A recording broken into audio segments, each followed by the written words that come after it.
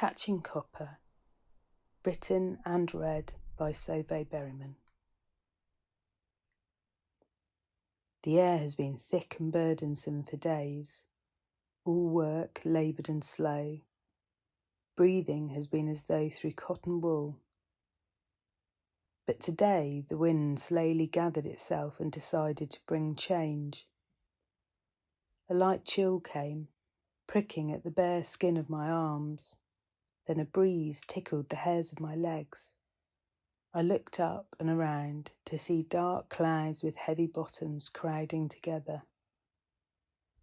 With their pushing and shoving, I realised that soon there'd be tears, so I gathered myself up to hide indoors while the skies argued and cried. Inside and dry, I have been able to stand by a broad window to watch the rain. This window gives a view of sky, trees, rooftops and gardens. I can safely contemplate the progress of the squall, the shifting shades of grey as the clouds move overhead, and the erratic movement of the trees as they are harassed by the wind. The seed heads on the grasses in my garden that I have let grow long nod with heavy dollops of rainwater knocking them as they fall. Drop, drop, drop.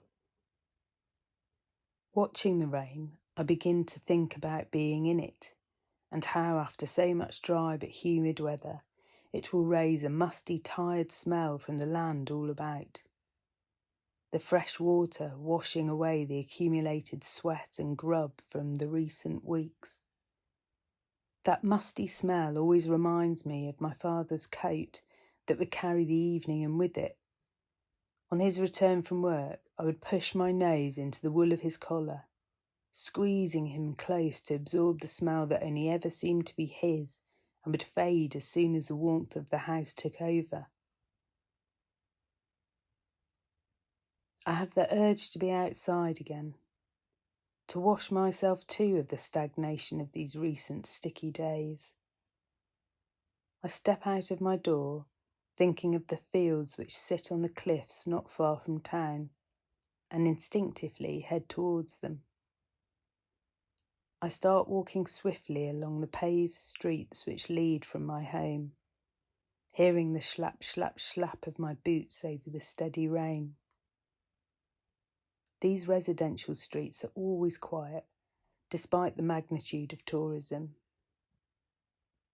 It's on the direct routes to the beach that you'll find queues and confusion, inaccurate indication and hesitance at each junction, head spinning, passengers and drivers alike, searching for a sign, looking around for the way to their pre-booked accommodation. My journey to the cliffs and fields brings me to cross one of these busy routes. It has recently been resurfaced for the benefit of visiting press and politicians. The greasy black shimmer of the fresh tarmac is in stark contrast to the faded surface of the roads that butt up to it. Those old roads are flatter, while the new road is puffed up with pride, rising to the occasion of its purpose, showing off its yellow and white lines like the braided epaulets and cuffs of military rank. There's a small pleasure in stepping onto it. I almost feel that this is a stage for me too, and perhaps by following this pristine road I could find myself somewhere new. A fast, slick path to future glory, no time to stall, to inspect or consider. We need to get to where we are going. But I step off, back onto a worn old street on the other side of the parade. A street with cracks and scabby patches, whose own once bright insignia has been rubbed away by countless rubber tyres stopping and starting, moving forwards and back, turning and ticking and revving and squealing, dropping off and picking up. I usually drive now, but before I could, I would walk back and forth across town, sometimes in and out of towns, and in between and around towns, either racing and rushing to get to work or school, or winding and wending my way to and from parties and friends' houses. For a while, I lived in the spare room at my grand's, sleeping in the saggy single bed that I had used as a child and that my mum had used before that. Someone had once fitted it with an electric blanket that I continued to use, but often forgot to turn off. From the window of my room, I had a view of Carnentrel, the railway line, and beyond that, the beginnings of Crofty. I would ignore Crofty, like all working minds, because they were just there and hadn't yet become mythical. So I'd either laze and watch the horses and sheep munch their way across the Carn, weaving through the scattered granite and gorse, or sit alert for an intercity speeding by and wish I was heading to London, imagining hurtling toward a city full of energy. From Grand's, I would often make a panting, sweaty journey rushing to catch the 50p bus from Poole to Truro. I had heard somewhere that a mile could be walked in 15 minutes, and this would thrum in my head like a mantra as I hurried out of the house. There was so little traffic then that the only sounds I associate with that journey is of the birds, my breath, and my footsteps on earth, gravel and tarmac. I always remember it as summer, the ground dry and hollow. To head to the bus, I would leave the house via the back door, stepping into the damp yard cluttered with old enamel chipped and ceramic dishes, holding the remnants of food for the hangers-on, the local cats who would wait patiently for morsels of boiled fish. Big Paws was the most regular visitor during my time living there, with his sister Mimi often joining him. Over the years, the faces would change and the paws came and went, but always 2 or 3 would be out there, meowing for food and attention. Occasionally they'd move in, like Ricky, a loving tabby, full of enthusiastic headbutts and face rubbing.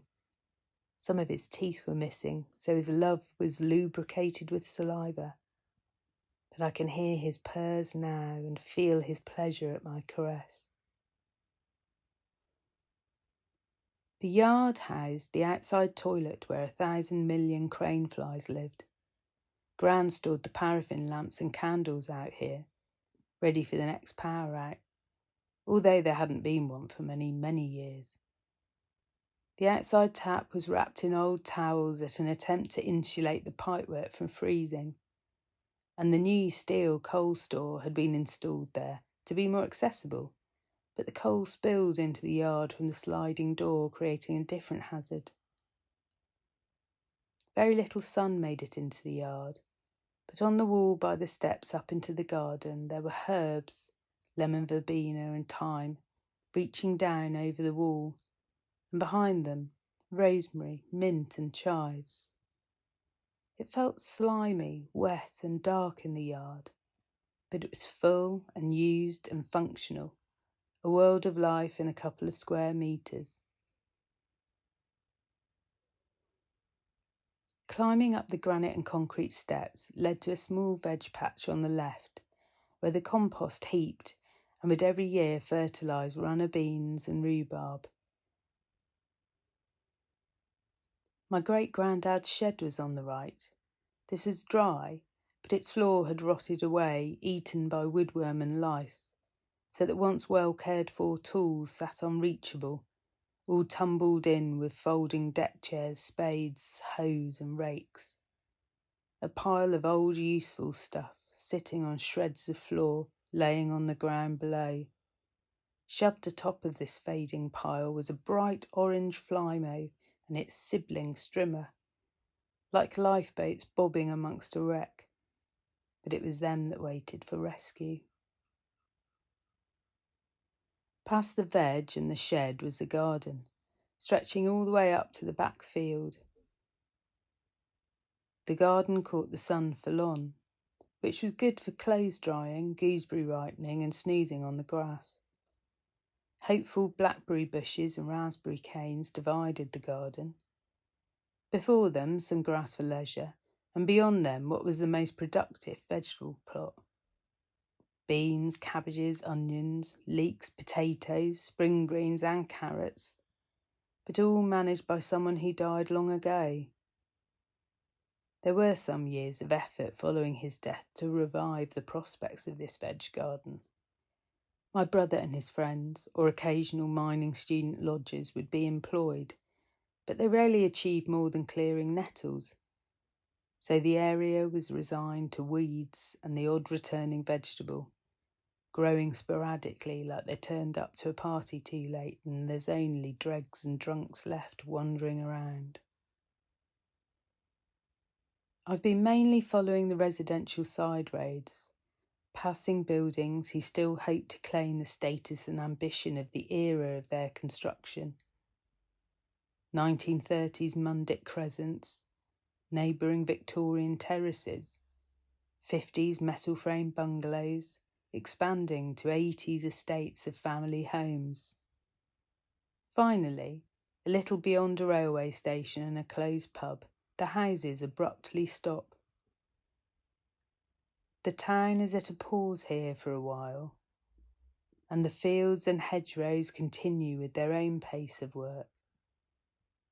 Other routes out of town are lined by construction sites with pretty names that promise new buildings of a perfect size for a comfortable living. But by going this way, I can avoid all that for the time being. The rain has eased and the sky is brightening. Some trees that I pass are bright and fresh, seemingly quickly revived by the weather, but some are fading. The long dry stretch had perhaps tested young growth, and these trees are prematurely showing the colours of autumn. The road glistens with the return of the sun, and I look for a footpath to follow that will take me across the fields to the cliffs. At the head of this wilderness was the garage, a concrete tin and asbestos building full of wood and metal, old trunks, dolls' houses, cribs and a rocking horse. As a child I would rummage amongst them looking for treasures from the past. Sometimes it seems I can reach out to the pictures in my mind and feel again the pleasure in those finds. The building came to be awash with mud. Ivy crept in through the crumbling walls and rats made too comfortable a home. The garage belongs to them now. Past the garage, up another step and through a small wooden gate was the farmer's field. Sometimes a horse or a few cows might be found grazing there, but more often it was extended play space, and many summers had been spent in my life running around it with my little brother. To reach the bus, I would cut across this field and climb the hedge to join the path that led from Red River by Bray Adit and which skirted the village. I would take the path as far as the road. It would continue into what became the expanse of South Crofty. There are so many paths that net the land around this area. Workers' paths. There is another that picks up by the old Penhallock engine house, and I'd always take this to cut out some road. I still enjoy the mundanity and beauty of these paths, now so steeped in romanticism, but born of efficiency. Once I'd reached the old Carnbray railway station, the remainder of the journey was by pavement, past industrial units and then bungalows which led to small granite and cob miners' cottages, the beginnings of Poole. I would wait outside the post office, hot and a little out of breath. Shortly the bus would come along.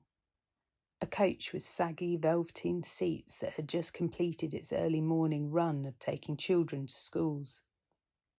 Climbing aboard, I would take my seat and travel to work accompanied by the sound of forgotten sweet wrappers shuffling around my ankles. The field paths have brought me from the edge of town to a lane that leads to an ancient church. Trees meet overhead, some dappled sunlight reaches me, but everything else hangs heavy with moisture. I turn into a narrow farm track heading towards the cliffs, and the sky opens up. The dense tree line is replaced by high hedges climbing with life.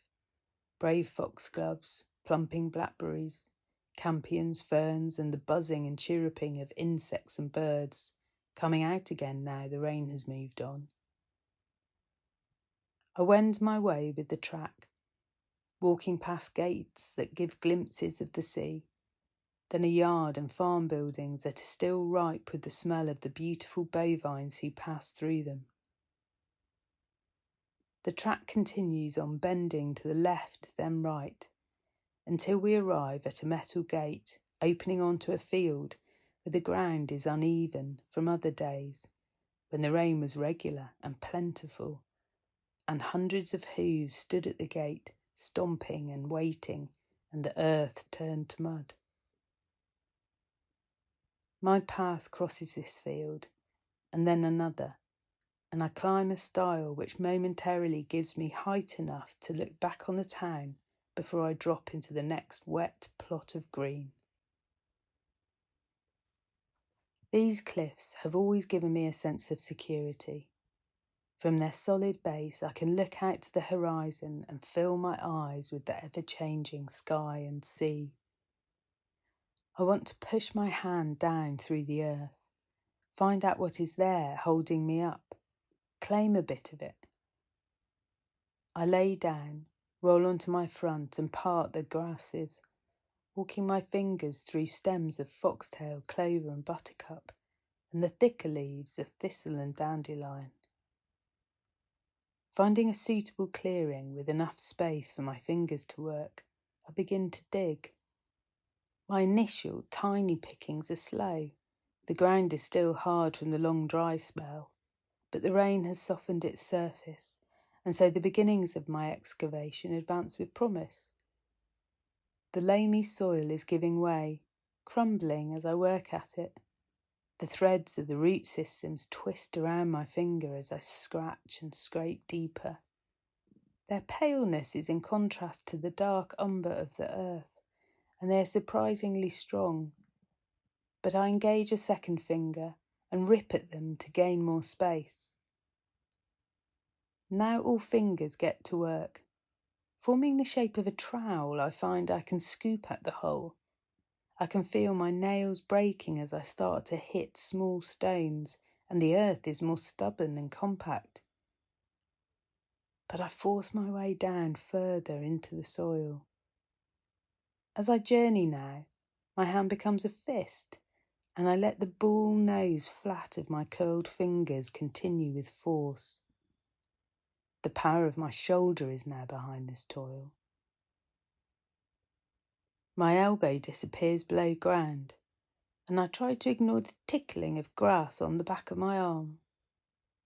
There is resistance.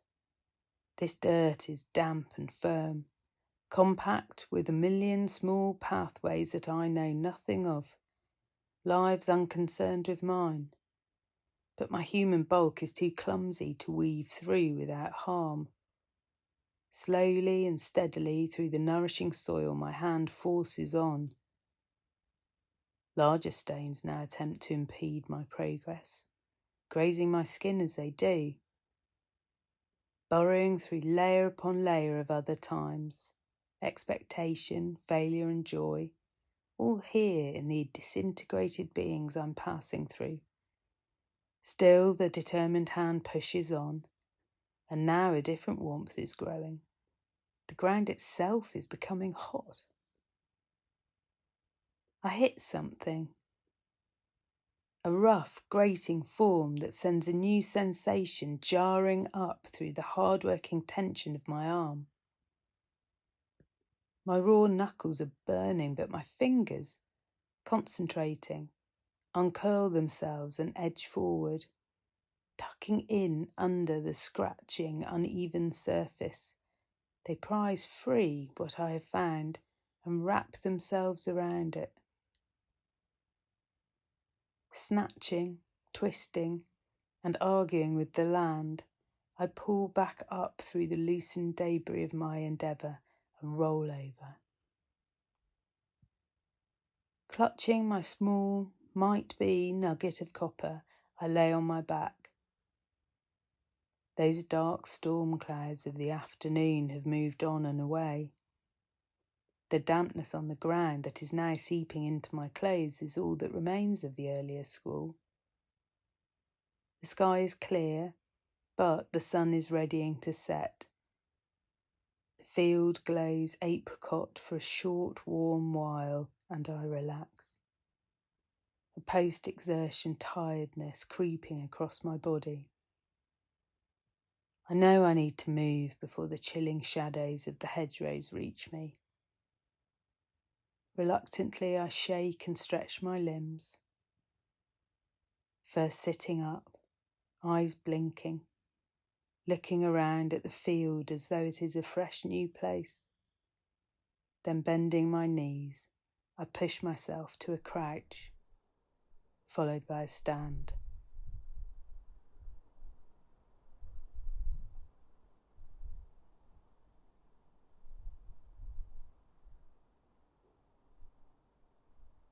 Thank you for listening to this audio recording of Catching Copper, written and read by Sovay Berriman, 2023, produced as part of MESKLA Brewyon Drudh for Home. A pamphlet of Catching Copper, risé printed by Amy Jemmett of Roots Press, Mount Pleasant Ecological Park, Porthtowan, Cornwall, can be purchased from my website, sovayberriman.co.uk.